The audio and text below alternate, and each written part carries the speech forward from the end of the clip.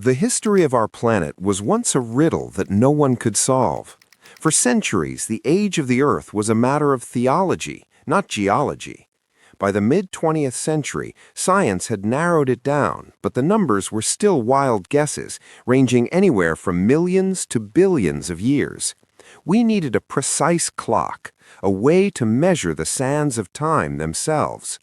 That clock was uranium, which decays into lead at a constant, unyielding rate. All someone had to do was measure the ratio in a meteorite, and the true age of our world would be revealed. It sounded like a simple math problem. In 1948, a young, brilliant geochemist named Clair Patterson was handed this assignment at the University of Chicago. He was told it would take a year. It took him 7.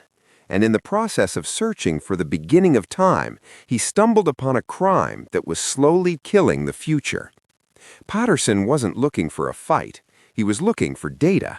But from the moment he stepped into his laboratory, something was wrong. Every time he tried to measure the lead content in his samples, the numbers went off the charts. The results were erratic, nonsensical. Lead was everywhere. It was in the glassware, on the countertops, in the dust floating through the sunlight beams. For a scientist demanding absolute precision, it was a nightmare. He assumed it was his fault, that he was a clumsy, dirty researcher. Consumed by a feverish perfectionism, Patterson declared war on his own environment. He stripped the lab down. He crawled on his hands and knees, scrubbing the floors with acid until his knuckles bled. He sealed the windows, taped the vents, and forced his colleagues to wear Tyvek suits. Without realizing it, he had invented the world's first ultra-clean room, a standard now used in everything from microchip manufacturing to surgery. Finally, shielded from the outside world, he ran the test on the Canyon Diablo meteorite. The number came back singing with perfect clarity: 4.55 billion years. It is a number that stands to this day, the true birthday of the Earth, etched into textbooks thanks to his obsession. But in the silence of that pristine room, Patterson realized something terrifying. The lead that had ruined his earlier experiments wasn't just dust, it was a pervasive atmospheric blanket. The contamination wasn't just in his lab, it was in the water, in the food, and in the air outside. The background levels of lead that other scientists accepted as natural were actually a recent violent addition to the environment. He realized that the world outside his clean room was drowning in poison, and he was the only one who could see the invisible tide. Clair Patterson emerged from his laboratory with the age of the Earth in one hand and a terrifying realization in the other. He naively believed that the truth would be enough, that if he showed the world the data, the poisoning would stop. He did not realize he was walking into the crosshairs of the most powerful industry on the planet. For decades, the automotive and oil industries had been adding tetraethyl lead to gasoline to stop engine knocking. It was a miracle additive for engines, but a neurotoxin for humans. To protect their profits, these corporations had built a fortress of lies, guarded by one man, Dr. Robert Kehoe. Robert Kehoe was the charismatic medical director for the Ethyl Corporation, a joint venture of General Motors, DuPont, and Standard Oil. He was the villain of this story, though he wore a white coat and spoke with the authority of a doctor.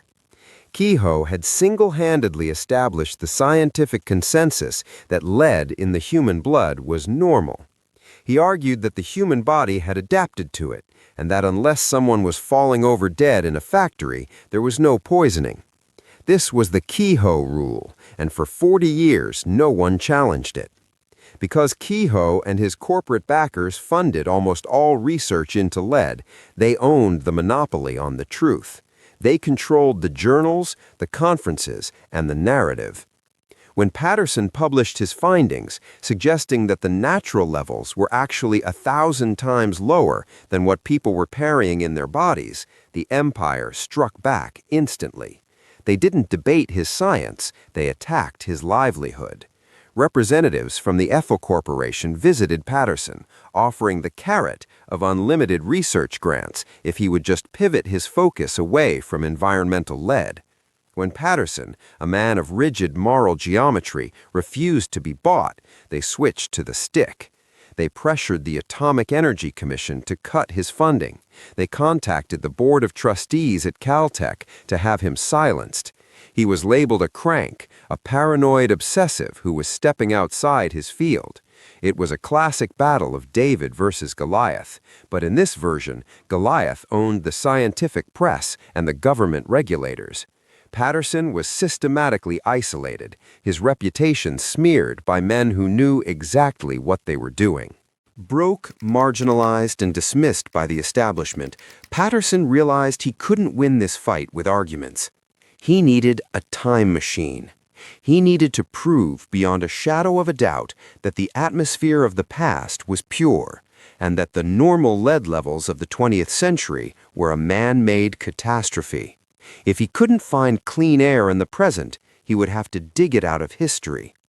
He turned his eyes to the ends of the earth, the frozen wastelands of Greenland and Antarctica. This was not a comfortable laboratory assignment. Patterson led expeditions into the brutal cold, drilling deep into the glaciers. These ice sheets were frozen archives, layer upon layer of snow trapped for thousands of years, preserving the ancient atmosphere in tiny air bubbles. It was grueling physical labor. Patterson, ever the perfectionist, instituted the same neurotic cleaning protocols on the ice as he had in his lab. He knew that a single breath of modern, lead-tainted air would ruin the samples. He and his team worked in the biting wind, wearing plastic suits, washing their tools in acid, mining the ice like it was gold. The results were the smoking gun that Kehoe and the Ethel Corporation could not hide from. The data from the ice cores revealed a shocking truth. The air from before 1923 contained almost zero lead. But the upper layers, the snow that had fallen since the introduction of leaded gasoline, showed a terrifying spike. The graph looked like a hockey stick, shooting straight up in parallel with the sale of cars. It proved that the atmosphere was now contaminated to a degree that was hundreds of times higher than natural levels. The Kehoe rule was a lie. We were all being poisoned. Armed with this undeniable proof, Patterson went to war in the hearings. Despite vicious attacks from industry lawyers, the sheer weight of his data shattered their defense. His work led directly to the Clean Air Act of 1970 and the eventual banning of leaded gasoline. Almost immediately, the level of lead in the blood of Americans plummeted by 80%. He literally saved the minds of billions of children from neurotoxic damage. Yet history preferred to forget him. He won no Nobel Prize. He died without the fame of Einstein or Hawking. But every time you take a deep breath of clean air, you are paying tribute to the man who was erased, the stubborn genius who scrubbed the floor to find the age of the earth and ended up saving the world.